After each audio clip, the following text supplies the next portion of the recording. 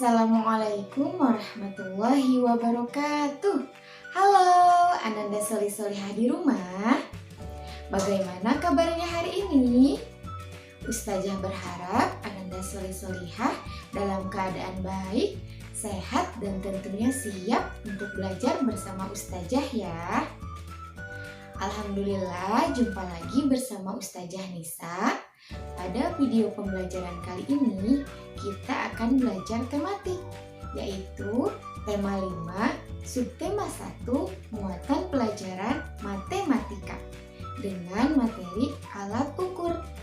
Simak baik-baik video pembelajaran dari Ustazah ya. Sebelum mulai pembelajaran, kita berdoa terlebih dahulu ya. Doa sebelum belajar, agar pembelajaran kali ini diberikan kemudahan dan kelancaran. Berdoa, mulai. Rabbi zidni ilman warzuqni fahman. Ya Allah, tambahkanlah kepadaku ilmu dan berilah aku karunia untuk dapat memahaminya. Nah, Ananda Solih-Solihah dapat dibuka halaman 4 di buku paketnya. Alat ukur panjang baku. Ananda Solih-Solihah, alat ukur panjang itu ada 2, yaitu yang pertama dengan satuan tidak baku, seperti jengkal, langkah kaki, depa, dan lain-lain. Dan yang kedua dengan alat ukur panjang baku. Ketika kita mengukur suatu benda dengan satuan tidak baku, hasil pengukuran panjang benda dapat berbeda-beda. Sedangkan jika kita mengukur dengan alat ukur panjang baku, hasil pengukuran akan sama, walaupun dilakukan oleh orang berbeda. Nah, alat ukur panjang baku yang digunakan disesuaikan dengan ukuran benda. Yang kita akan pelajari kali ini adalah alat ukur panjang baku. Ayo perhatikan contoh berikut. Di sana ada 3 gambar. Yang pertama ada gambar pensil. Panjang pensil dapat diukur dengan penggaris. Satuan panjangnya yaitu cm, dibaca sentimeter. Kemudian gambar kedua ada kain. Nah, panjang bahan kain itu dapat diukur dengan meteran pita atau meteran kain. Satuan panjangnya yaitu cm dan m, dibaca sentimeter dan meter. Gambar yang ketiga yaitu ada bapak-bapak yang sedang mengukur tanah. Untuk mengukur panjang tanah dapat diukur dengan meteran gulung besar. Satuan panjangnya yaitu meter.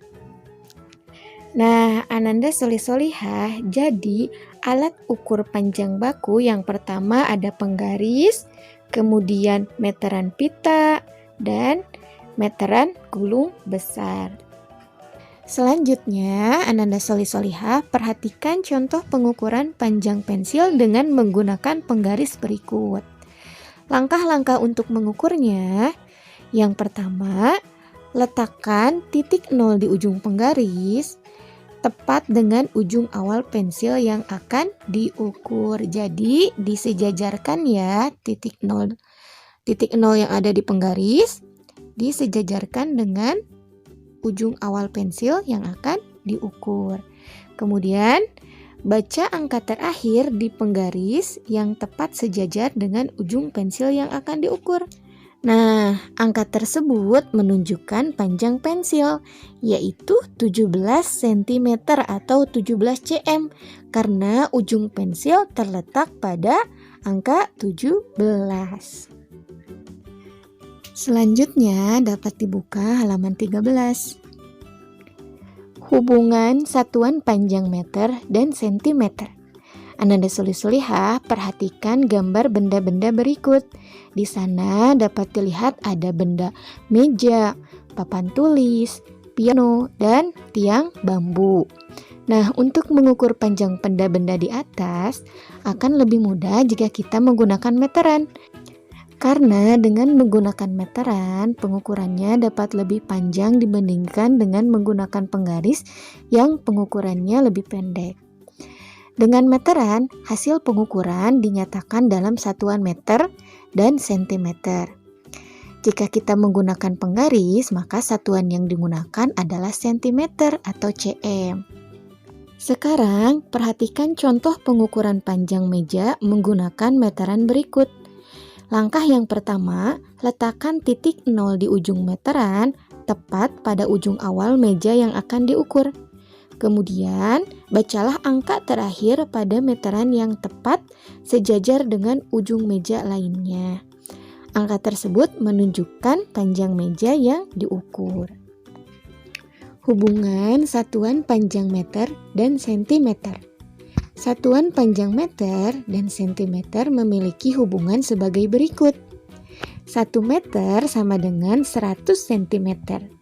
Maka 100 cm sama dengan 1 meter. Nah, hubungan tersebut bisa digunakan untuk mengubah satuan. Untuk mengubah cm ke m, cm ke meter, kita bagi bilangan dengan 100.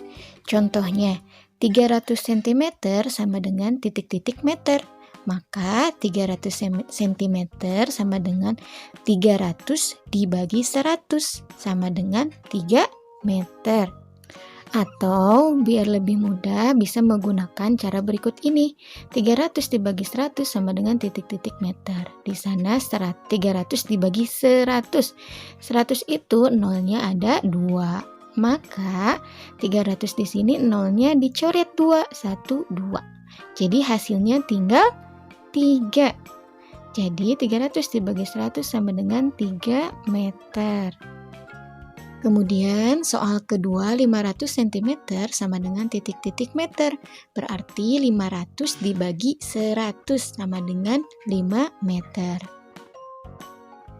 Sekarang selanjutnya untuk mengubah meter ke sentimeter, m ke cm, kita kalikan bilangan dengan 100. Contohnya, 2m sama dengan titik-titik cm. Maka 2m sama dengan 2 dikali 100 sama dengan 200 cm. Agar lebih mudah dapat menggunakan cara seperti ini. 2 dikali 100 sama dengan titik-titik cm. 2 dikali 100. 100 itu nolnya ada 2. Maka kita tambahkan nolnya 2 di belakang angka 2, yaitu 2. Nolnya tulis 1. 2, nolnya kan ada 2 dikali 100. Jadi 2 dikali 100 sama dengan 200 cm. Soal yang kedua yaitu 4m sama dengan titik-titik cm. Maka 4m sama dengan 4 dikali 100 sama dengan 400 cm. Pembelajaran selanjutnya yaitu jangka sorong. Alat ukur panjang lainnya yang sering digunakan sehari-hari adalah jangka sorong. Jangka sorong terdiri atas bagian tetap dan bagian geser atau bergerak. Jangka sorong biasanya digunakan untuk mengukur panjang garis tengah benda-benda yang bentuknya bulat atau lingkaran. Contohnya antara lain kelereng, ujung pensil, mur, dan cincin. Ananda Solih-Solihah, ada berbagai benda yang bisa diukur dengan jangka sorong. Benda-benda tersebut memiliki bagian berbentuk lingkaran. Ayo perhatikan contoh berikut. Di sini ada gambar benda-benda. Nah, yang diberi tanda checklist itu merupakan benda yang dapat diukur dengan jangka sorong. Sedangkan yang diberi tanda silang itu adalah benda yang tidak dapat diukur menggunakan jangka sorong. Ananda Solih-Solihah, pembelajaran selanjutnya yaitu fungsi alat ukur atau kegunaan alat ukur. Yang pertama, penggaris. Penggaris biasanya digunakan untuk mengukur panjang benda yang kurang dari 30 cm. Contohnya pengukuran panjang buku tulis, panjang spidol, penghapus, dan lain-lain. Kemudian yang kedua ada meteran. Meteran dapat digunakan untuk mengukur panjang benda yang lebih dari 30 cm. Contohnya pengukuran panjang meja, pengukuran jendela, Dan meteran juga dapat digunakan untuk mengukur panjang tanah atau lahan. Dan selanjutnya alat ukur jangka sorong.